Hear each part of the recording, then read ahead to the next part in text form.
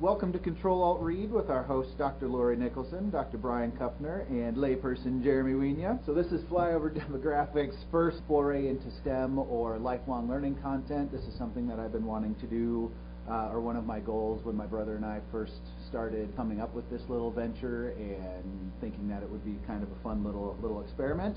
And now we're finally realizing it. So yeah, hopefully we can put something fun together here. So this is going to be kind of a book review type show. Review is kind of a strong word. We're just going to read something, get together, and talk about it. But before we dive into our book, we're going to introduce ourselves really quickly and just kind of let you know who we are. So as I said, I'm Jeremy. I was in the IT industry for a little over 10 years, and then about 3 years ago I decided to move into the teaching side of things, and so now I teach networking, computer hardware, and then next fall I get to spin up our first real cybersecurity class, so that's very exciting. But this is just background to let you know that I am in absolutely no way, shape, or form qualified to comment on this book in any official capacity.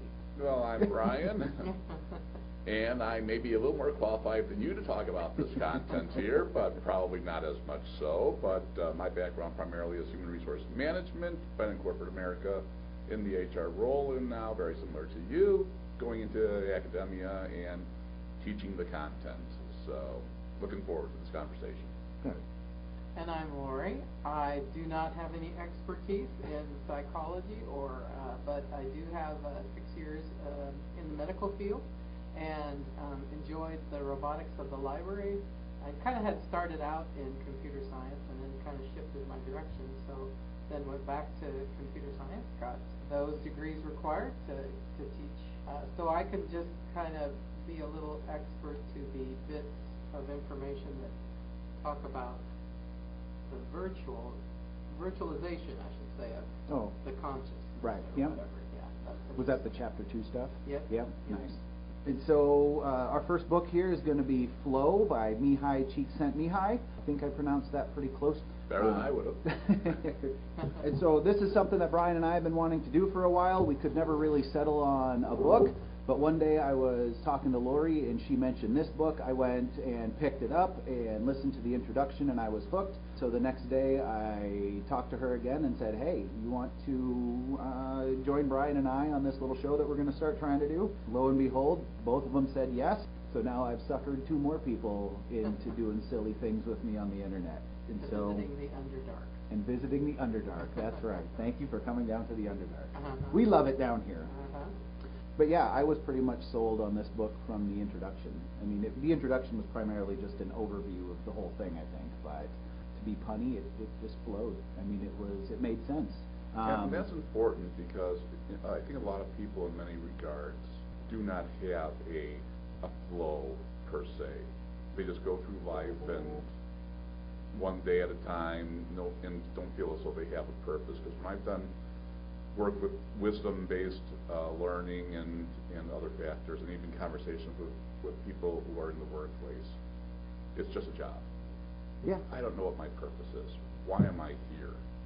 And so this book, I think, introduces that type of psychology to get people more engaged and more, shall we say, for simple purposes, in the zone. Yeah.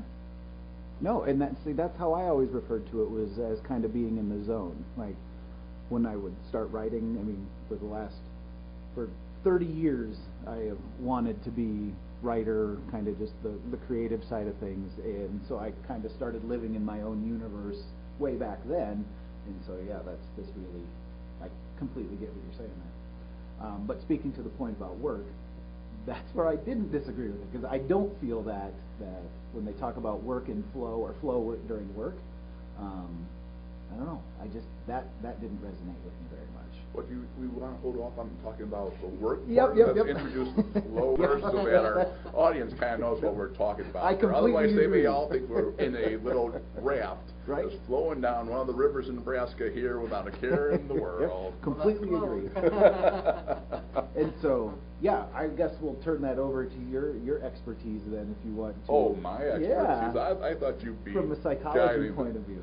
How about just from a layman's point of view, too? Okay. And then we can throw in the psychology. Well, then, yeah, if you want to talk about it from that perspective, I mean, from what flow is basically being able to find, like you said, the zone, or being able to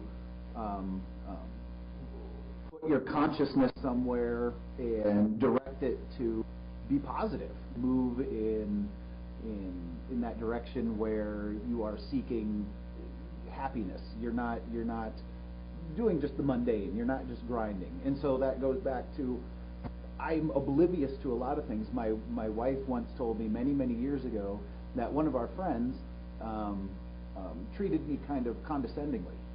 Never dawned on me. I never picked up on it because I never cared. I mean, I was busy living in my own world, and if that's how he conversed, then that's how he talked to me. But it didn't really bother me because it wasn't affecting my thoughts. It wasn't affecting my consciousness at all. Well, I think that's kind of the point. It really interests someone with a psychology background. Mm-hmm. I don't think it's structured too scientific or too much towards a specific field.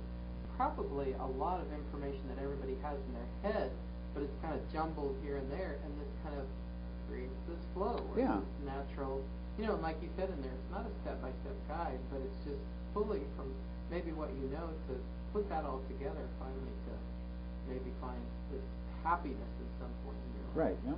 And that's what the author, I think, did very well, is that he didn't write it from the psychological perspective. It was yes, he introduced the historical history of psychology, the theory of psychology, where for someone like myself with a psychology background, oh, I remember this, or yes, I'm excited about that topic, I can see how it's relevant. But in the big scheme of things, this was written for the everyday person, again, to find and understand when they get into the zone, and enjoy being in the zone. That's really what the takeaway of this book is all about. And I never understood how it got me in the zone. Going from a non-psychology point of view, but just to reiterate that, I feel like I've been in flow for those last 30 years. And so this helped me put context around the way I was doing that with the worlds that I was building in my head. Now I don't want to dive in too far because the author references Alexander Solzhenitsyn and the Gulag Archipelago in there, people in dire conditions. So that's one of my favorite books also, and so I don't want to start jumping ahead and get yelled at again. A book in the not too distant future, so. Right. It helped put that frame around, and I think we were discussing not too long ago the flow. It's kind of like a river, and my flow is going down the middle, and I'm pulling like you and Lori and all of my nerd friends in with me and down into the Underdark. So I'm hopefully trying to help expound on the author's content here, saying I'm trying to help pull people into my flow with me. Yeah. So I don't know if that makes sense at all, but Well, that was one of the contexts that I had. And that, just to your previous story where you talked about, someone said something and you didn't catch it. But that's kind of, somewhat to his point as well, that there are things that we can control and things that we can't control. So those things that we can't control, like disease and things like that, maybe we can do prevention, but for the most part, you just have to work through the day-to-day, whatever happens in life. And so if someone is saying stuff to you, you can't control what they're saying, but you can control how you feel about that. And to your point with regards to illnesses, there have been studies done in the past that people who have a more positive approach towards the illness and don't see it as a doomsday scenario are more likely to recover faster than someone who sees this as a doom and gloom and allows the weight of the negativity to just literally eat them up. Yeah, very true. And so by, again, controlling the thoughts, maintaining the positive attitude throughout, yes, you'll go through your stages of denial and so forth, but the sooner you're able to pull yourself out of it and get into that positive mindset, perhaps the better it's going to be in the long run. But I also think that there's a distinction there between being in the mindset and being in a flow. Because in a flow, you are totally absorbed in the moment. It's not so much if you can have a positive mindset, but probably not be necessarily in that flow per se. You are just feeling good and positive. It's possible. Again, the interpretations, everyone's experience is going to be different. Yeah. So one example that I can use that both of you might appreciate is going back to my childhood, where I played Dungeons and Dragons for, I don't know when we started, and I don't know when we even finished. Started on Friday and ended on Sunday? Probably because my parents did not know where we were.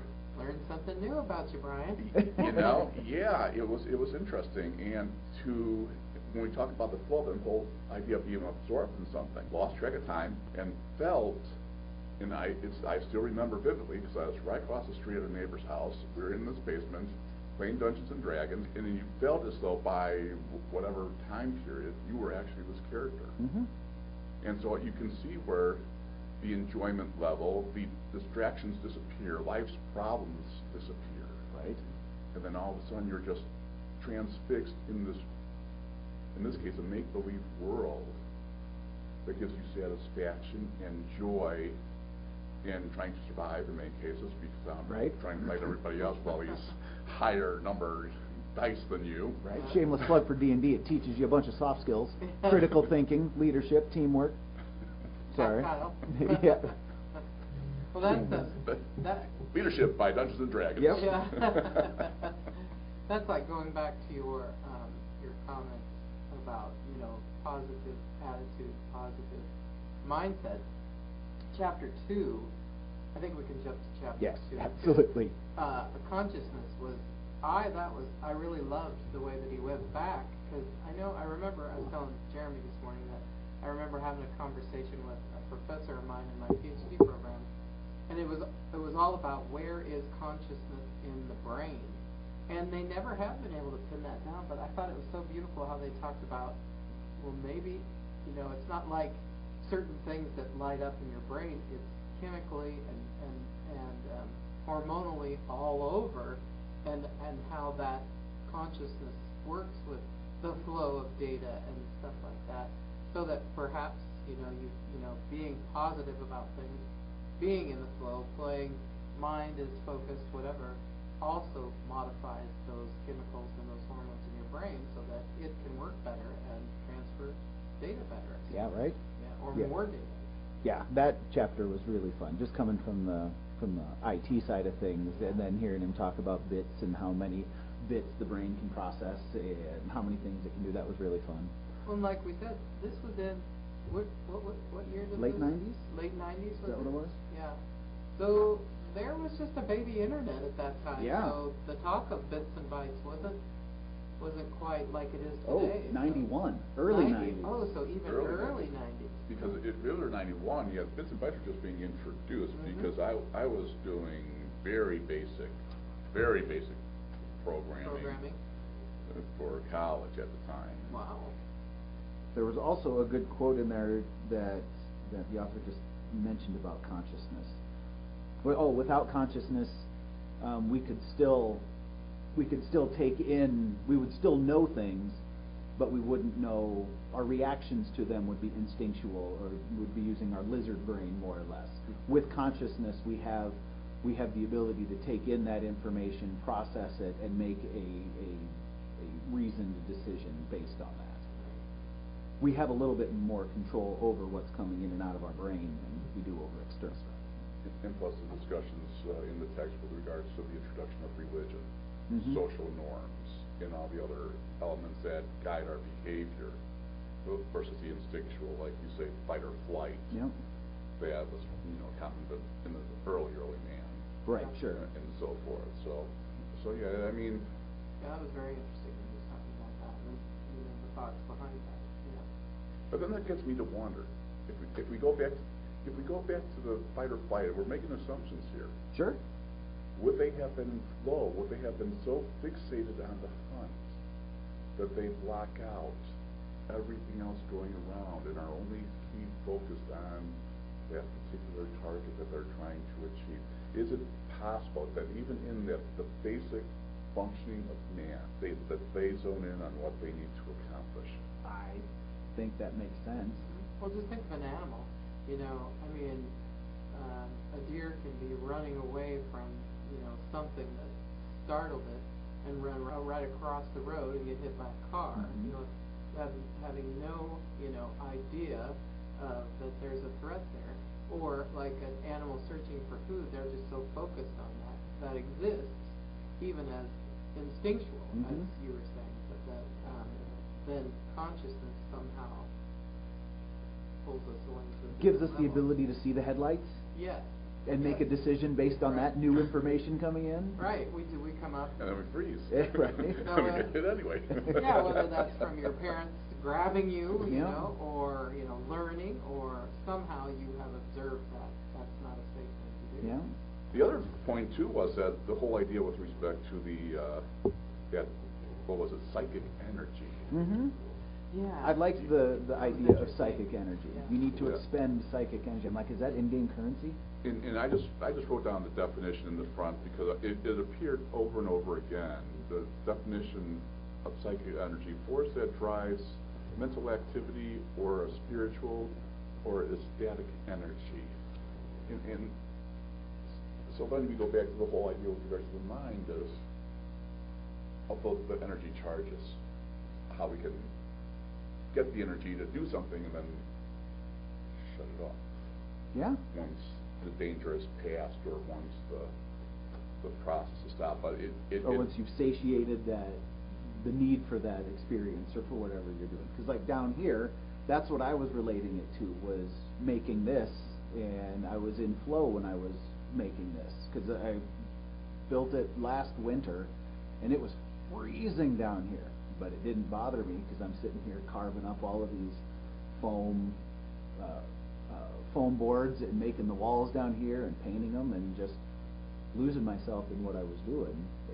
But then when that task was over, I didn't feel lost, but I'm like, oh, all right, well that well is dry. And so then I needed to start pulling people down here to start doing this stuff. And now I've started that whole flow experience over again. And that might be something too when it comes to perhaps the Zoom populations when we teach them, because we've all been through it. We finish our degrees, and then what's the first question we say? What Now next? what? Yeah, right. What do I do? What do I do about my free time? Yeah. I feel great. I accomplished. I got my diploma. Right. So in essence, perhaps during that whole experience, although it may not have been 100% woohoo type of exposure, it was still that focus. Yeah. To complete your degree. It may not be flow to the most positive extreme enough to keep you engaged and going to after everything's said and done. Yeah. You're done. Right. So I know I got that after every degree. I'm just like, how do I go? I've got all this free time on my hands. What next? And they even talks about that, is the free time versus, and now I'm switching to, I don't know what chapter it is, where he starts talking about finding flow in work, where they did the studies. I can't remember how many hundreds of people were part of the study. Oh my gosh, we could talk for hours on the flow. Oh, I know that, and I figured you could, talking about in your personal life, people aren't as happy or in flow as much as they think they are. And they don't realize it, but then when they're at work, they're actually more in flow when they're doing their job than when they're actually on their free time. I know that's the way it is for so many people, and I've been there, most definitely, when we worked in group homes, working with the residents of group homes. I mean, you find yourself in a work environment where you're helping these people and just having fun and building relationships, and you don't really realize that you're at work and you're just kind of in flow and doing your thing. But to counter that, in some of the studies based on Oxford positive psychology, I just brought up, you really got me going on this No, one. that's good. But then there were studies saying that people who are in leisure are really not in flow either. Yeah. Because they are bored, and that was the distinction there. They talked about the balancing of boredom and anxiety. Exactly. Yes. I'm bored. I don't have any energy going to it. American turn on TV. Yep. Away we go. And nowadays it's going to be texting away. Right. Yeah. Exactly. And away we go. But then what he was saying about TV time and how your brain is just, flatlined on TV time and stuff. You're really not. You might be doing some visual type, recognizing visuals and things like that, but that's more a time that your brain kind of rests in some ways. So. Yeah. But too much of that is not a good thing either. Right. Yeah. Guys would call it going into their nothing box. Yeah. Yeah. For those who have seen that one minister, Not men's familiar. brains versus women's brains. That's a good yeah. That's a video that you guys have to watch. Interesting. Yeah. Okay. And even the audience has to watch that one if they haven't already seen it. Man's Brains versus Women's Brains. Just Google that. Okay. By a minister. On YouTube And- or something? On YouTube, yeah. Entertaining. So much truth to it, though. Interesting. Okay. So much. But that's probably getting outside the flow. Just No, that's Well, fine. That's the point. That's, It's all part of flow. I know we know the woman's brain is better and bigger and smarter. So Well, you know, naturally. it's a concept they've got more tabs open than the guy can possibly handle. Yep. Yeah, that's Guys can only handle one thing at a time. Yep. So Well, that there's was kind of the interesting thing there too, because you know a lot of students will be like, well, I like music on and the TV on, and then reading, and I just don't want to say too much reading. Yeah, but, right. You know, then they're doing their homework or programming or whatever in my classes, but really, and you know, I've heard this before, you can only process one thing well at a time. Like listening to this in audio form and driving down the road, your consciousness has to be in one or the other, Yep. driving or listening. So I catch myself thinking, and I'm like, oh my gosh, you know, I've already, you know. So this is a hard one to listen to. It's Right. Yeah. Where you know where you're listening to kind of Clive Clussler or something, it's pretty easy to Well, just that's- let the story flow. I was going to shameless plug Lee Child's Reacher series. It's great to listen to as you're yeah, driving. It's like listening to an action movie. Yeah, yeah. and I cannot listen to the radio at all when I drive. I really? can only focus on the road. Really? The road. The phone is off, and I know that might be a lot strange for a lot of people today, but I cannot answer the phone. I cannot listen to the radio. I have to focus on the road. Not because it distracts me. It's just because I just think it's unnecessary noise. Because I okay. drive, I am just totally 100% in my head, Okay. creating all right. stories, creating recall, and Okay. things along those lines. Mm-hmm. And this way I know I can snap out of it faster than if I were distracted. I could say distracted by a phone call or the radio or okay. music. That's interesting. And so that's just me. No, and that Yeah. makes sense. And I'm similar when I'm driving. I like to listen to something or have something go, but that sparks thoughts with me. And then I try and hold on to those thoughts so I can write them down when I get someplace where I can safely write them down. But yeah, that makes sense. If you're living up in your head, but I was like, have you been driving all those cross country trips and not listening to anything or Yes. just watching the road? Yes. You know, it's crazy, Yeah, but retreating into your brain and creating things makes a whole lot of sense. Because you're in flow during that trip then. And there's the other thing is that it is driving cross country or cross states, Mhm. you know, a positive experience, but that you would have to probably argue that yes it is, because you lose track of the mile markers. Oh, I didn't realize I'm already there. But that goes back to being able to shape your consciousness and realize you've got this time that you can now focus that psychic energy on something else. Yeah. And you're doing quite a bit while you're driving, you know, even though, you know, nowadays we've got monitors that keep you in the lines or, you know, stop you real quick, but you are making decisions constantly Mhm. while you're driving, you know, looking at your speed, am I going too fast, am I going too slow, you know, is there someone in front of me, is there an accident, so you are quite aware of what's going on around you, too. Right. But you can let your consciousness work on something while you're driving, and then you're doing a bunch of little micro actions, Mhm. micro decisions. Right. It's all muscle memory. Yeah. We've trained Yep. ourselves for That's so right. many years. Right there, yeah. So if something does happen, we're, like I say, micro-action, so quick to respond, and we don't even know that we responded. There was one example that I can use that, passing a semi, one of their rear tires blew, geez. just as we were approaching their tail.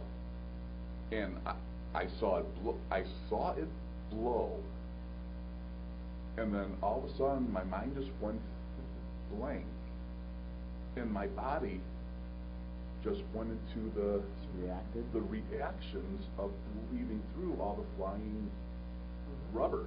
Wow. And didn't get hit once. Nice. Wow, yeah. And then when it was done, I'm just like, what just happened? Nothing. It just like time froze, and the muscle memory just kicked in. Now, this was the first time it had ever happened to me. So it shows the power of the mind, and then you get, in this case, what we maybe could argue the flow of responsiveness. Yeah. Right. To the situation. You know, boom, and then it's over. Or is that how quickly our lizard brain takes back over Yeah. and reacts? Or that route too, exactly.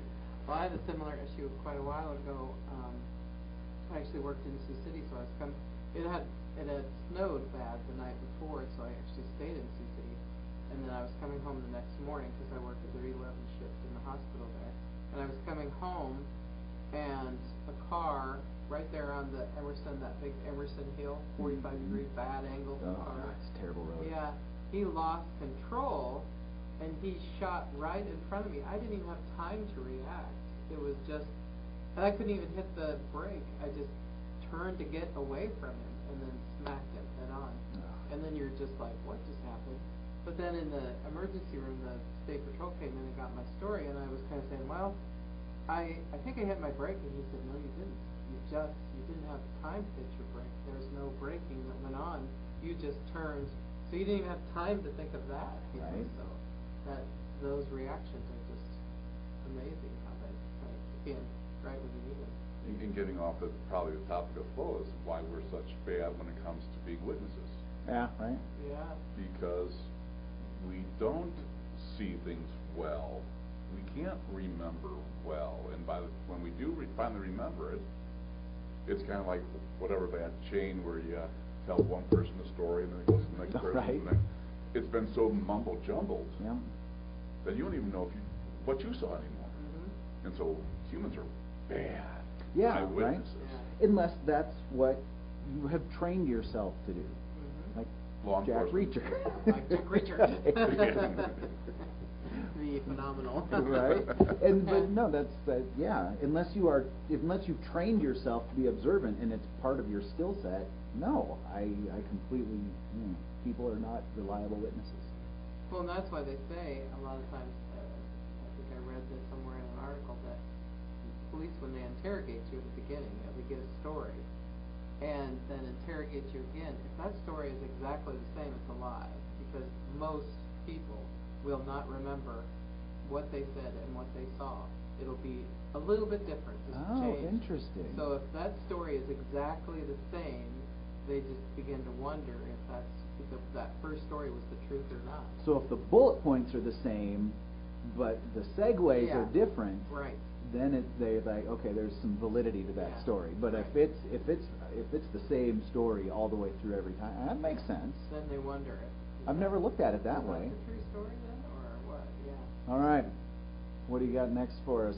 Oxford Handbook of the Oh Psychology. gosh, Oxford Handbook of Handbook Positive of the Psychology. recently deceased. Is Positive that from psychology, Beetlejuice? that's cool. Well, it's interesting. Flow is very much aligned with that whole idea with regards to positive psychology, because positive psychology is how do you keep your mind focused on the positives and the negative. We process negatives so much more than we do the positive. And if we are trying to keep that positive energy up and being in that zone that I keep using as a word, because it's probably the easiest way to explain it, then again that shapes everything else. And I tell my students during the first week of class, in fact it's during the orientation, do you need to be here or do you want to be here? Yeah, that's a great good question. one, yeah. Because if they need to be here, that's more of a negative thing, because it's part of my course design and I gotta do this right, versus I want to be here. Yeah, that's a the good same way. starting. Yeah. Yeah, that's cool. Same way as looking at a chore or something like that. Or do you have to do something or do you get to do something? I've heard it put that, right. And that's how it was phrased to me. Maybe it was the incorrect verbiage, but the way it was posed to me a long time ago was this task. You can either have to do it or you can get to do it. And it depends on how you're shaping your perspective, which goes back to this again. It's all how you shape that experience and what you want to get out of it and how you direct that consciousness. Just like going back once again to diseases, you don't have any control over whether you're going to get a disease or not, but how are you going to handle this? Like you said, if you have a positive attitude. You just, like, I don't want to do this, but yeah, I just have to get through it, kind of thing. Right. Yeah. But you want to get through it. Right. So that's that kind I'm of, going to get through I'm this. going to get through this. Yep. Right? Yeah. That was, yeah. Those things that we don't want to do in life, lots of things. There's the roller coaster of life. When everything's peachy keen and wonderful, it's easy to take the next step. But when it's not, you have to have the grit, I guess, to carry on. Yeah. Yep, those are the times I would say that's when you develop character, is when you're down and you're pulling yourself back up. Yeah, what did we say to our students today? It was like, everything went smoothly, you wouldn't learn a darn thing. Yeah, right. But when it breaks and we can't quite get it to work, you learn so much. Yep. We learn better when we have got to figure it out than we do if we know what it is. If Yes. we don't know what it is, we're more engaged in trying to figure out what's going on. Yep. Frustration is what helps you conquer the problems. Frustration is what makes you not want to give up on finding a solution to that problem. You better love frustration in our field. Yes, absolutely. You need to love frustration in IT because you're going to spend a lot of your time frustrated. You need to like solving problems. You need to be able to sit there and ponder a problem for hours, and then eventually you develop a good routine, a good troubleshooting skill, and then you can start attacking problems from your own methodology, and you find your flow. And Find your flow. yeah. I always tell them too, kind of flow energy and talking about energy, and I'm like, it might sound a little crazy, but computers are energy, and if you're giving this negative energy and you're kind of, I'm not going to fix this and there's no way I'm going to do that, you probably won't. But if you kind of try to get that positive flow, that positive energy going, you might find yourself just calm enough and not as frustrated enough that you're going to solve that problem. Yeah. Which then can lead into this whole AI discussion with regards to garbage in, garbage out, bias in, and then that's what you get out of it. Yeah. So, but AI is another conversation. It's a whole nother conversation in and of Another itself. Right. That's Wasn't, well, it was, I guess it was. There was a little bit in there, 1950s, yeah. 1950s, 1960s. Yeah. 'cause I think we covered a lot of the features of flow. I just wrote down what the features were, and one thing I don't think we really spent too much time talking about was feature number one of clear goals. We spent time already talking about concentration on specific fields. Number three, loss of consciousness, awareness of self and time. 4, balance between ability and challenge. And number 5, sense of control and absorption with the activity. We've spent a lot of time already covering those 4, but we really haven't talked about goals. Right. Yeah. And I think maybe, finishing up, our conversation today, let's just focus on, how do we help people establish goals? How do we help people establish purpose? Because that's really what it's all about. And we already know that when we say goals, we're going to sit there and say, okay, either performance evaluations or we're going to think SMART goals. Right. Specific, measurable, attainable, relevant, time bound. Yeah. So it's a matter of what are your goals? And how are you going to move forward to achieve those goals? Because I don't know about everyone else, but when I can check something off the list, I feel pretty darn good. That is a great point. I never look at goals. I don't know. I never set goals until I became a faculty member.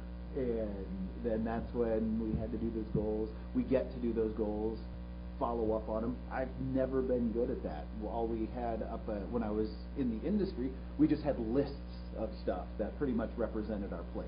And yes, the same feeling, as soon as we got to cross something off, it was essentially a goal board, but it was so daunting. It was such a big plate of stuff that it just, you never found flow because you never really, the amount that was coming in was never, you never were able to chip away at it. Yeah, that's probably almost a little bit more stressful situation. Yes.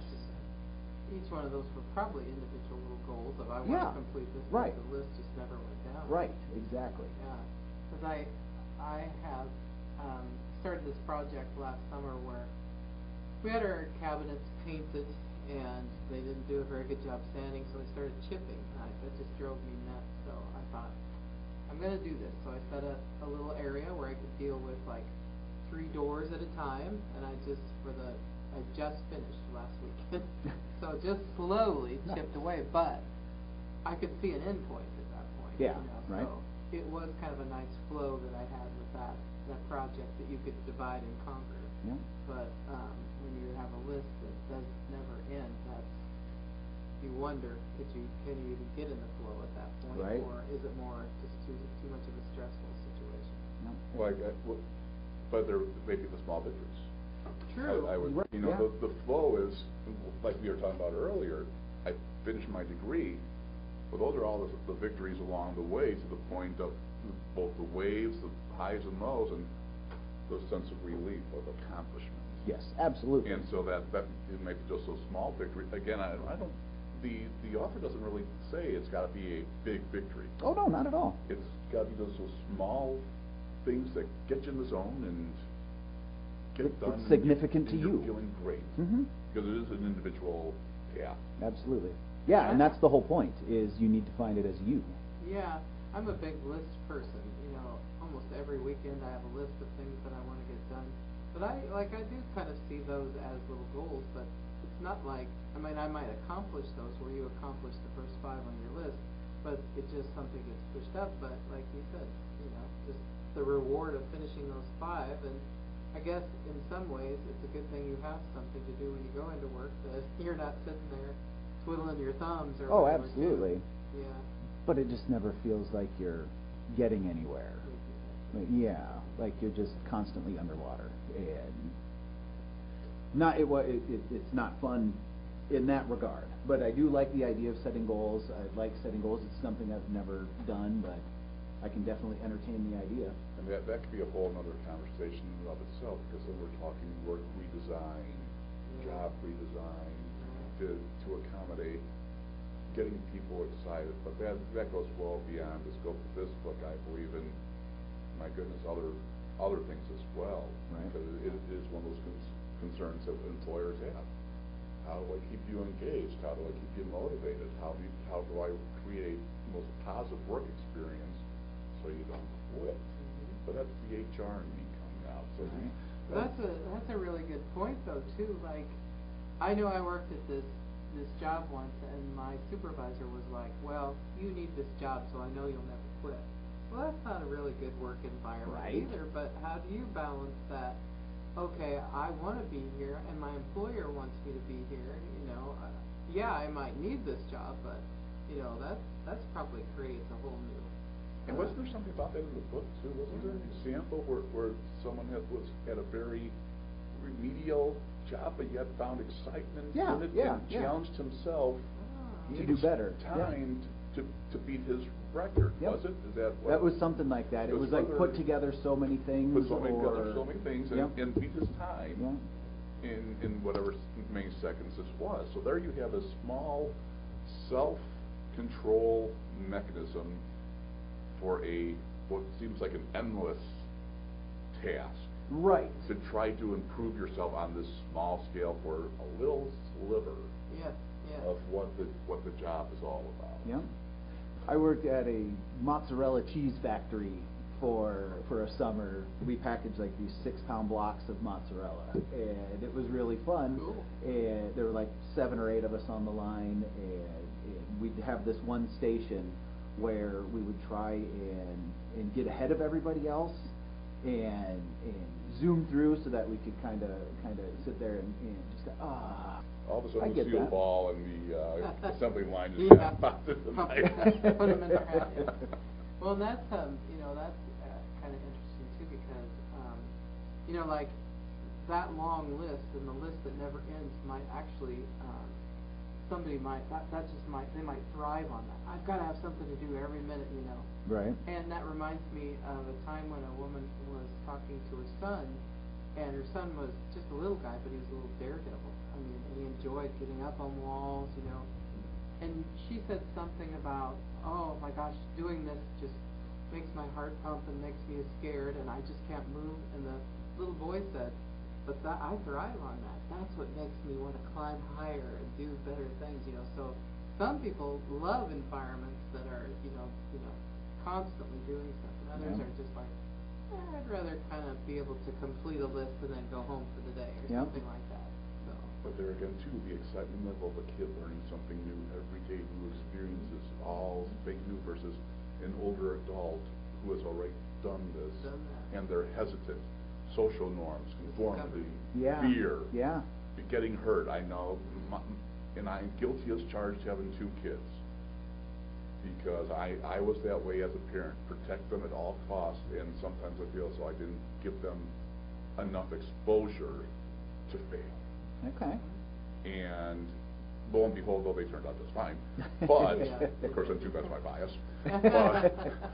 But there again, too, this whole idea of the risk involved, the reward, we want to learn new things. I think the author also spent a lot of time with those earlier years, the ability to grow upon things and to make those mistakes, fall off the bike, get back up, and do it again. You know, because you'll never, if you give up right there, you're never riding a bike. Right. Yeah. One of the first AI books by Minsky that I read, he talked in the very beginning how looking back to see how children learn and how they make their way through experiences and learn, and that's the birth of AI. Kind of, you have to teach this entity how to learn. Yeah. You know, and they don't know the world, but they have to somehow be exposed to the world. So how do you expose it to the world, and how do you teach it to go in one direction as opposed to another? So I thought that was kind of an interesting correlation, kind of like your experience. But back to AI. It's such a hot topic right now. It is, yeah. You want to have any other goals be the last thought, and then wrap it up with my. Do we have any closing thoughts, or because there's so much more to cover in this book. Yeah, I mean, we just scratched this proverbial surface. Absolutely, we did, and I'm fine with that because it's so dense. I think, and it's also such a personal topic that I don't know that we could go into it so much. It's more or less about hopefully somebody finds this interesting and wants to pick up the book and read it for themselves. It is a personal journey. Yeah. Because no experience is going to be the same for everybody. Right. Or listen to it. You don't even have to read it. I mean, pick it up and listen to it while you're working out or driving or whatever. Because it was a great read, and so thank you, Lori, for having it lay around. Funny little conversation, yeah, right. I think it sparked a really fun conversation, and it helped put a framework around my absent-mindedness for the last 30 years. Or just put all those. To me, it's like life is kind of like a puzzle. The pieces just don't quite fit together, and he kind of just almost makes that puzzle nice and complete. Yeah, I can see that. Yeah. And so as much common sense as it was, because that's what I felt the whole time reading, is that all of this stuff is just common sense. But it wasn't about the common sense, it was about the framework that he was building around it. So yeah, it was really good. It was a great choice.